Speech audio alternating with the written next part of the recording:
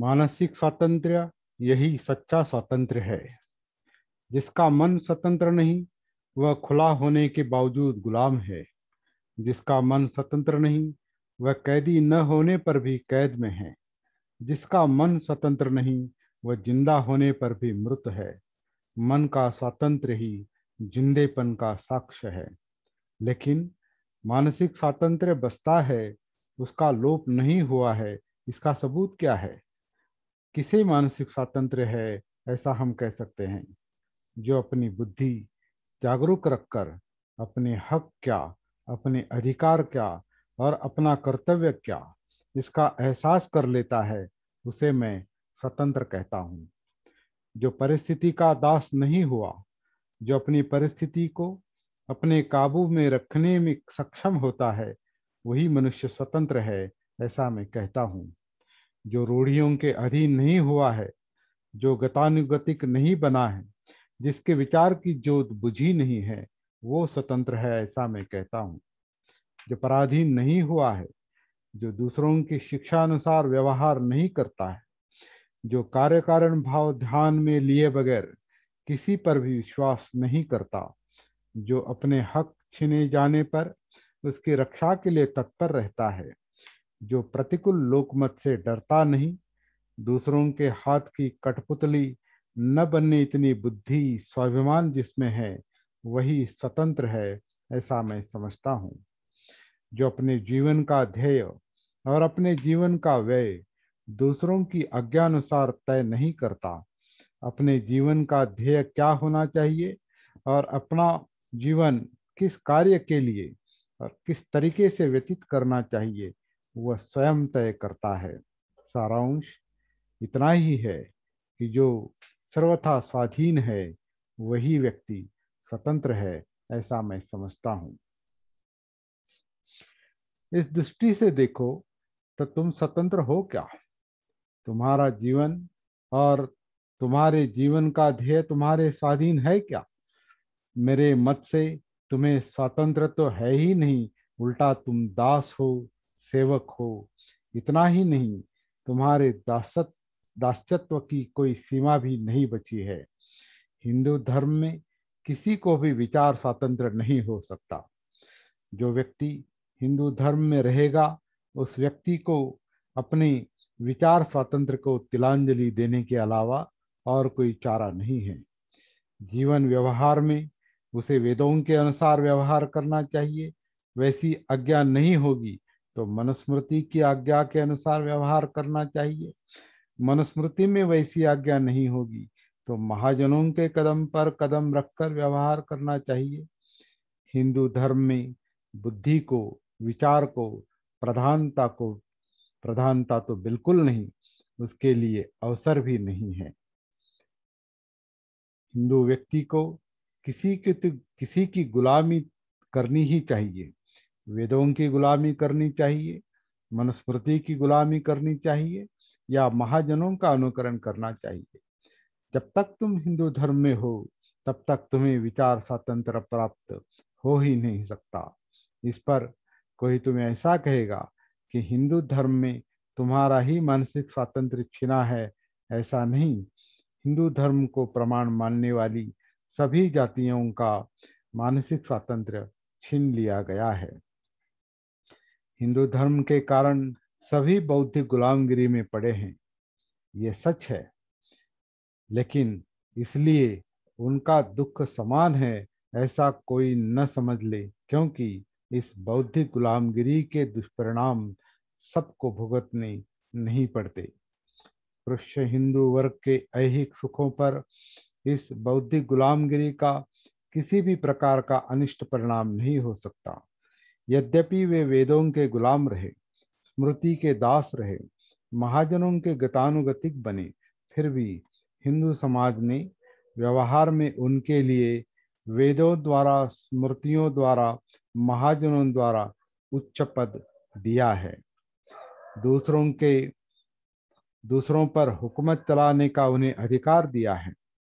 सारा हिंदू धर्म वरिष्ठ वर्ग के हिंदुओं के संवर्धन के लिए ही रचा है, ये बात बिल्कुल निर्विवाद है। जिसे वो धर्म कहते हैं उस धर्म में तुम्हें गुलाम की भूमिका दी गई है।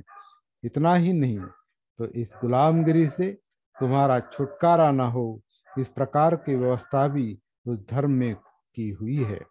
इसलिए इस हिंदू धर्म की ऐसी भौतिक गुलामगिरी से छुटकारा पा लेने की जितनी जरूरत तुम्हें है, उतनी हिंदुओं को नहीं। इस तरह से विचार करने पर यह हिंदू धर्म तुम्हारे लिए दोनों तरह से मारक होता है।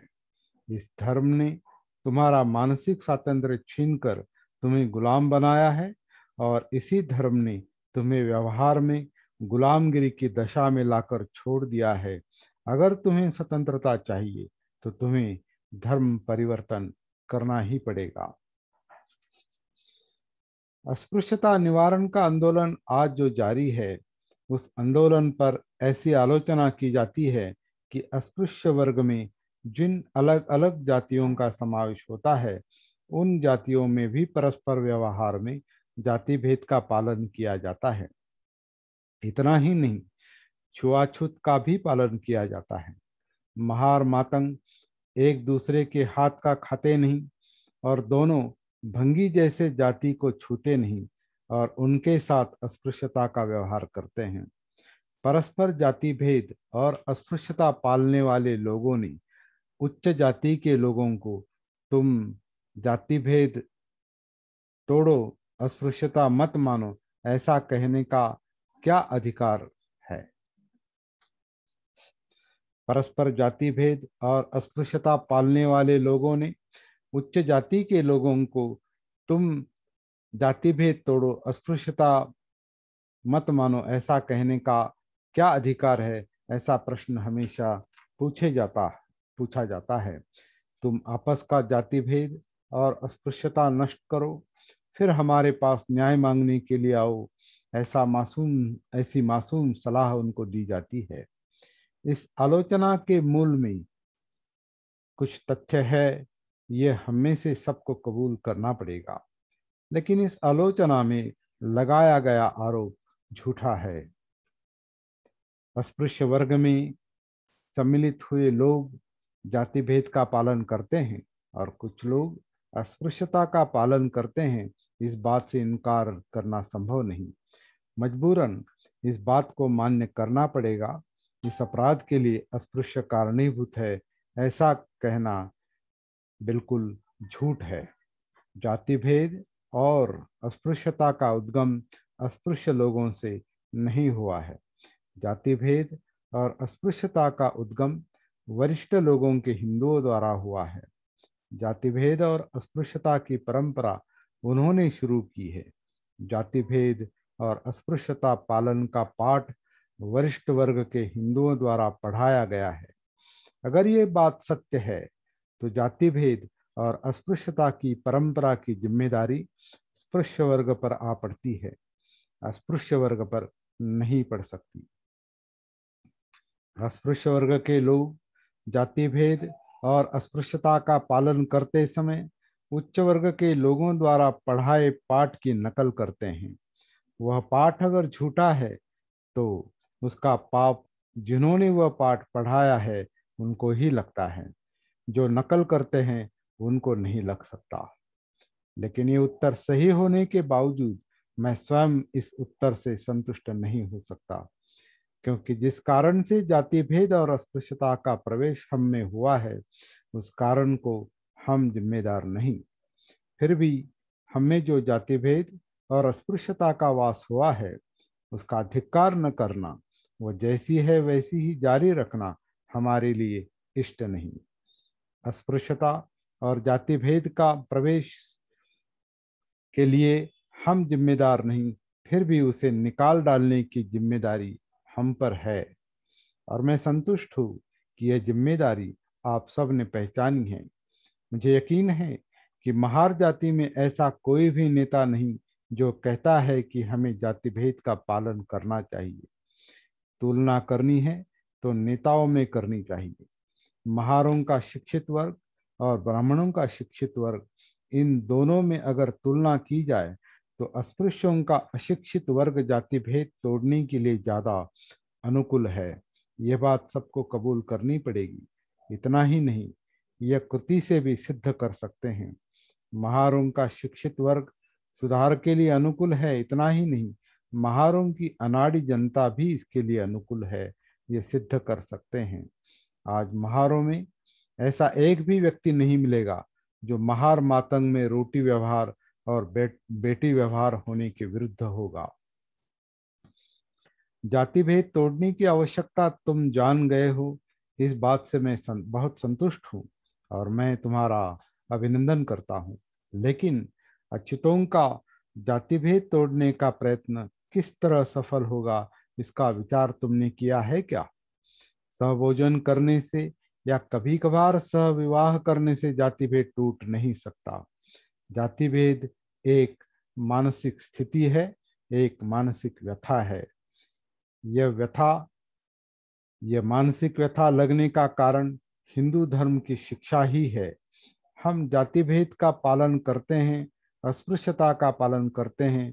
इसका मुख्य कारण जिस हिंदू धर्म में हम है, वह धर्म हमें वैसा करने के लिए कहता है। इसलिए कोई कड़वा पदार्थ मीठा कर सकते हैं, खट्टा होगा, कसैला होगा तो उसकी रुचि बदल सकते हैं, लेकिन विष का अमृत करना असंभव है। हिंदू धर्म में रहकर जाति भेद नष्ट करेंगे ऐसा कहना विष का अमृत करेंगे ऐसा कहने जैसा है। जिस धर्म में ऐसी शिक्षा दी जाती है कि एक व्यक्ति ने दूसरे व्यक्ति को गंदा मानना चाहिए, उस धर्म में जब तक हम हैं तब तक हमारे मन की जाति भेद की भावना नष्ट होना कदापि संभव नहीं है। अस्पृश्यों का जाति भेद और अस्पृश्यता नष्ट करनी है तो धर्म परिवर्तन करना ही एकमात्र उपाय है।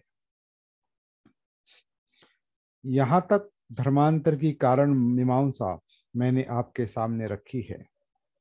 मुझे आशा है ये कारण मीमांसा तुम्हारे लिए विचार प्रवर्तक होगी। यह मीमांसा जिनको गहरी और गहन लगती होगी, उन्हें यह विषय सरलता से समझाना आसान हो, इसलिए मैं साधारण बालबोध विचार तुम्हारे सामने रख रहा हूँ। इस धर्मांतर के प्रश्न में नया क्या है? वास्तव में हिंदुओं का और तुम्हारा सामाजिक संबंध क्या है? जितने मुस्लिम लोग हिंदुओं से भिन्न है, उतने ही तुम लोग भी हिंदुओं से भिन्न हो। ईसाई समाज हिंदू समाज से जितना भिन्न है, उतना ही तुम भी हिंदुओं से भिन्न हो। ईसाई और मुस्लिम के साथ जिस तरह हिंदुओं का रोटी बेटी व्यवहार नहीं होता, वैसा तुम्हारे साथ भी नहीं होता। तुम्हारा और हिंदुओं का समाज आज भी अलग अलग भिन्न भिन्न दो समाज है। इसलिए धर्मांतर करने से एक समाज के दो टुकड़े कर दिए ऐसा कोई भी नहीं कह सकता और ऐसा किसी को लग भी नहीं सकता।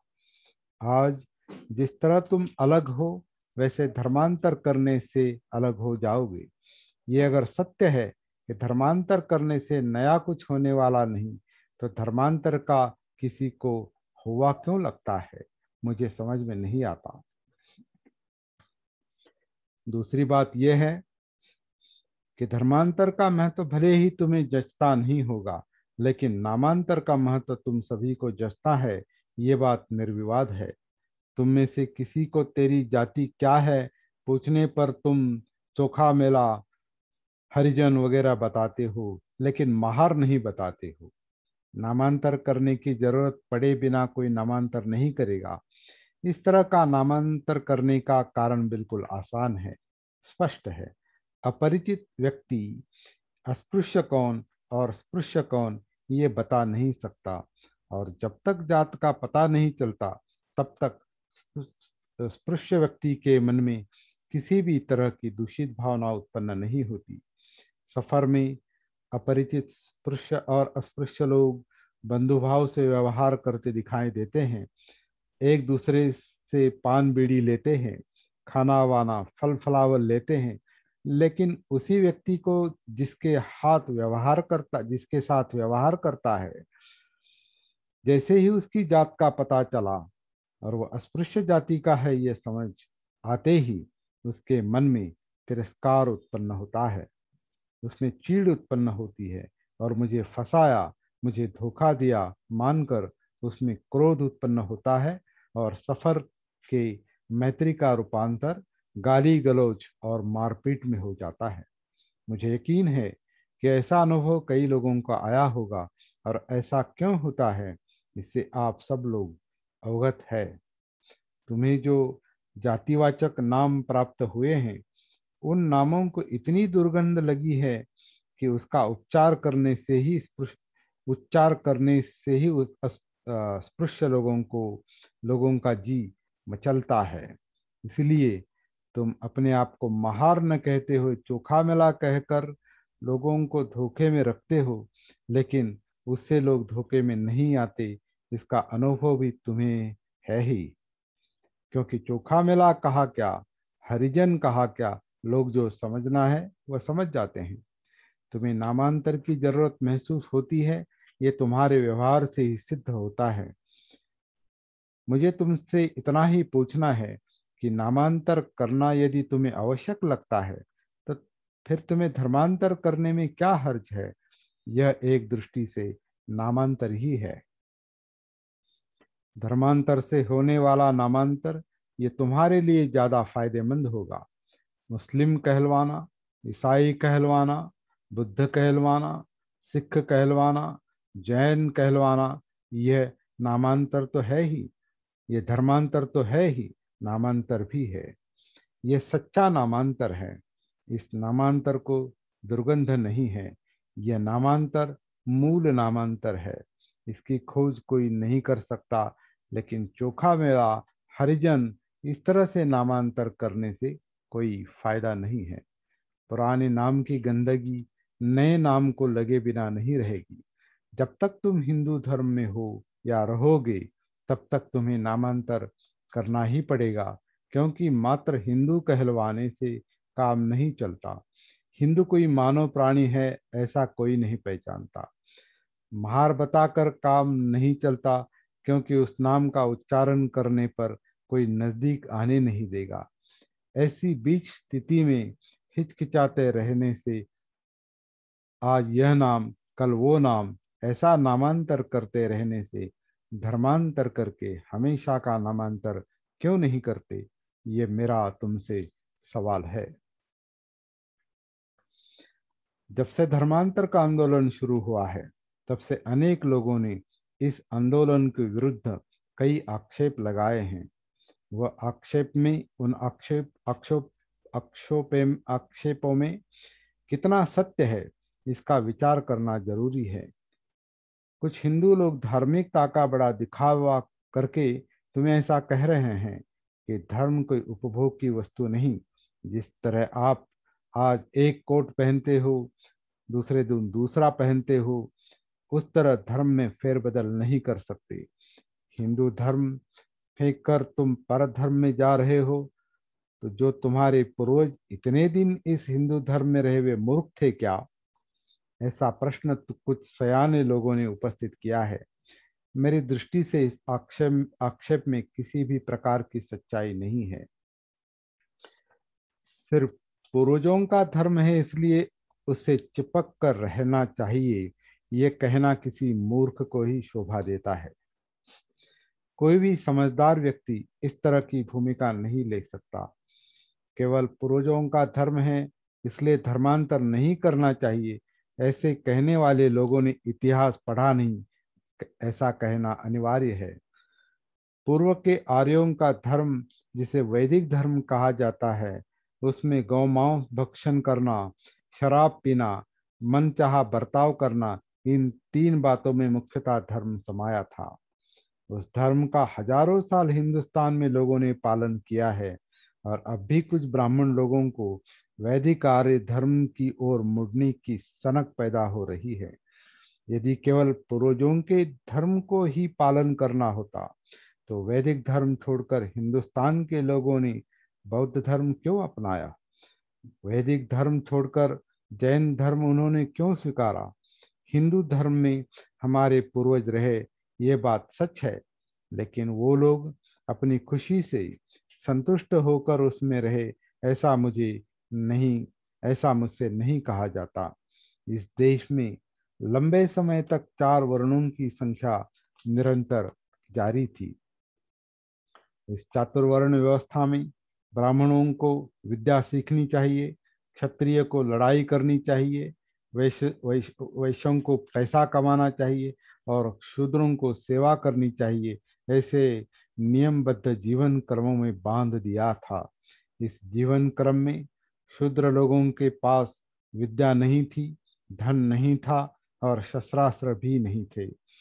ऐसी विपन्न और निशस्त्र स्थिति में तुम्हारे जिन पूर्वजों को जिस प्रकार रहना पड़ा, वो धर्म उन्होंने संतुष्टि से स्वीकार किया था, ऐसा कोई समझदार आदमी नहीं कह सकता। तुम्हारे उन पूर्वजों को इस धर्म के विरुद्ध विद्रोह करना संभव हो सकता था क्या? इसका विचार करने की जरूरत है। वे विद्रोह कर सकते थे, लेकिन किया नहीं। यदि ऐसा होता तो वह धर्म उन्होंने अपनी संतुष्टि से स्वीकार किया, ऐसा कह सकते हैं। लेकिन वास्तविकता देखी जाए तो उनको विवश होकर ही इस धर्म में रहना पड़ा था। ये बात निर्विवाद है। इस दृष्टि से देखा जाए तो यह हिंदू धर्म हमारे पूर्वजों का धर्म न होकर वह उन पर जबरदस्ती से थोपी हुई एक गुलामगिरी है। उस गुलामगिरी से अपना छुटकारा पा लेने के साधन उन्हें उपलब्ध नहीं थे, इसलिए उस गुलामगिरी के विरुद्ध विद्रोह नहीं कर सके और उनको गुलामगिरी में रहना पड़ा। इसके लिए उनको कोई दोष नहीं देगा, कोई भी उन पर दया ही करेगा। लेकिन आज की पीढ़ी उस तरह की जबरदस्ती आज की पीढ़ी पर उस तरह की जबरदस्ती कोई भी नहीं कर सकता। आज वे सभी उपभोग से स्वतंत्र है। इस स्वतंत्रता का प्रयोग करके अगर उन्होंने अपना छुटकारा नहीं कर लिया तो बड़े कष्ट के साथ कहना पड़ेगा कि उनके जैसे नीच, उनके जैसे अधम और उनके जैसे परजीवी दूसरे कोई भी नहीं है।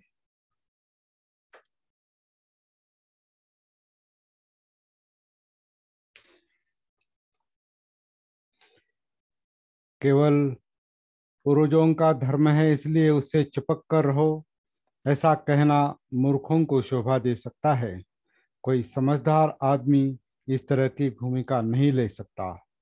जिस परिस्थिति में व्यक्ति फंसा है, उस परिस्थिति में उसने आजन्म रहना चाहिए, ऐसा कहना पशु को ही शोभा देगा, मानव को नहीं। मानव और पशु में अगर कोई अंतर है तो वो ये है कि पशु अपनी प्रगति स्वयं नहीं कर सकता और मानव अपनी प्रगति स्वयं कर सकता है। एक स्थिति से दूसरी स्थिति में गए बिना, अर्थात स्थिति परिवर्तन किए बिना अपनी प्रगति नहीं हो सकती। धर्मांतर एक तरह का स्थित्यंतर है। धर्मांतर किए बिना अगर प्रगति नहीं होगी तो धर्मांतर करना ही जरूरी है।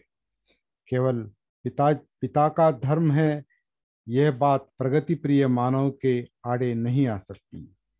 धर्मांतर के विरुद्ध और एक मुद्दा बताया जाता है।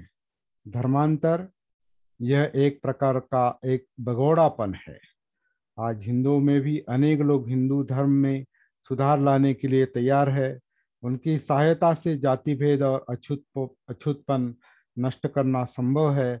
ऐसे समय में धर्मांतर करना सर्वथा अयोग्य है, ऐसा कुछ लोगों का कहना है। हिंदू समाज हिंदू समाज सुधारकों के बारे में किसका क्या मत होगा सो होगा, लेकिन मेरे मन में उनके लिए अत्यंत घृणा है। मुझे उनका अच्छा अनुभव है और मैं ऐसे आधे अधूरे लोगों से बिल्कुल ऊब गया हूँ।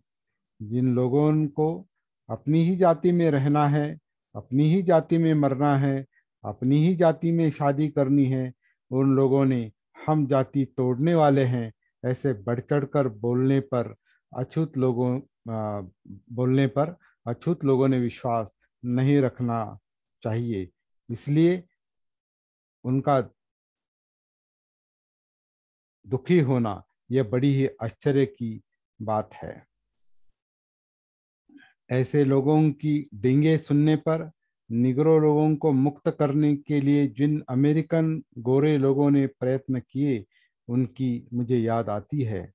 एक समय अमेरिका में निग्रो लोगों की स्थिति हिंदुस्तान के अस्पृश्य वर्ग की तरह ही थी। उन्होंने कानून द्वारा गुलामगिरी प्रस्थापित की थी। तुम्हारी गुलामगिरी धर्म द्वारा प्रस्थापित की हुई है, बस इतना ही अंतर है। इस गुलामगिरी से मुक्त करने के लिए अमेरिका में कुछ सुधारक प्रयास करते थे, लेकिन हिंदू समाज सुधारक और निगरों की मुक्ति करने वाले अमेरिका के गोरे सुधारक, इनमें तुलना की जा सकती है क्या? काले सिद्दी लोगों की गुलामी से मुक्त हो काले सिद्दी लोगों गुलामी से मुक्त हो इसलिए अपने ही रक्त मांस के गोरे अमेरिकन सुधारवादी लोगों ने घमासान युद्ध किया है। उन्हें गुलामी में रखना चाहिए, ऐसा कहने वाले असंख्य लोगों के प्राण लिए और असंख्य लोगों ने प्राणों की आहुति दी। उस प्रसंग का इतिहास पढ़ा और हमारे सुधारकों का चित्र आंखों के सामने रखा तो ऐसा कहना पड़ता है, कहाँ राजा और कहाँ पोत राजा। सुधारक कहने वाले हिंदुस्तान के अस्पृश्यों की तरफदारी करने वाले लोगों से पूछना अनिवार्य है कि अमेरिका के गोरे लोगों ने निगरों की मुक्ति के लिए जो आपस में गृह युद्ध किया, वैसा गृह युद्ध करने के लिए वो तैयार है क्या? और अगर तैयार नहीं है तो सुधारों की व्यर्थ डींगे हाँकने से क्या मिलेगा? हिंदुओं के बहुत बड़े से बड़े और अछूतों की उन्नति के लिए प्रयास करने वाले जो है वो है महात्मा गांधी। उनकी सीमा कहाँ तक जाती है? अंग्रेज सरकार के विरुद्ध निशस्त्र प्रतिकार की लड़ाई लड़ने वाले महात्मा गांधी अस्पृश्य वर्ग पर जुल्म करने वाले हिंदुओं का मन दुखाने के लिए भी तैयार नहीं, उनके विरुद्ध सत्याग्रह करने के लिए तैयार नहीं। इतना ही नहीं तो उनके विरुद्ध कानूनी इलाज करने के लिए भी तैयार नहीं। ऐसे सुधारकों का क्या उपयोग, मुझे समझ में नहीं आता। कुछ स्पृश्य लोग अस्पृश्यों की सभा में आकर बड़े जोश खरोश से स्पृश्यों को गालियां देंगे। कुछ लोग अस्पृश्यों की सभा में आकर बड़े घमंड के साथ अस्पृश्यों को बताएं कि अरे भाई, तुम साफ रहा करो, शिक्षा लो, तुम अपने पैरों पर खड़े रहो, वगैरह वगैरह। सच कहो कि यदि कोई आरोपी है तो स्पृश्य वर्ग ही है, कोई अगर गलत है तो स्पृश्य वर्ग है। लेकिन अपने स्पृश्यों की सभा लेकर उनको सुनाएंगे तो हराम है। हिंदू धर्म में रहकर तुम अपनी लड़ाई जारी रखो, तुम और हम मिलकर उसे सफल बनाएंगे, ऐसे बताने वाले सुधारकों को दो बातें याद दिलाना जरूरी है। गत महायुद्ध में एक अमेरिकन और इंग्लिश व्यक्ति की लड़ाई के संबंध में हुआ संवाद मेरे पढ़ने में आया। वह उद्बोधक होने के कारण यह इस समय उसका उल्लेख करना उचित लगता है। संवाद का विषय लड़ाई कब तक जारी रखेंगे इस संबंध में था। उस अमेरिकन गृहस्थ के प्रश्न का उत्तर देते समय अंग्रेज व्यक्ति ने बड़ी शेखी मारते हुए कहा, आखिरी फ्रेंच व्यक्ति खत्म होने तक हम ये लड़ाई लड़ेंगे। हिंदू समाज के सुधारक जब ऐसा कहते हैं कि ये अस्पृश्यता की लड़ाई हम आखिर तक लड़ेंगे, आखिर आखिरी अस्पृश्य खत्म होने तक हम ये लड़ाई लड़ेंगे, ऐसा ही उनके कहने का कम से कम मैं तो अर्थ निकालता हूं। दूसरे का सिर हथेली पर लेकर युद्ध करने के लिए निकले योद्धा से विजय की आशा रखना कहाँ तक उचित है, ये तय करना तुम्हारे लिए कोई कठिन बात नहीं है।